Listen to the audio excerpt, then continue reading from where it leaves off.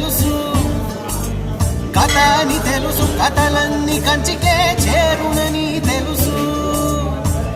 తెలుసు తెర తొలుగుతుందని, తెలుసు తెల్లారుతుందని, తెలుసు ఈ కట్టె పుట్టుకుమంటదని, తెలుసు ఈ మట్టి మట్టిలో కలిసిపోతదని.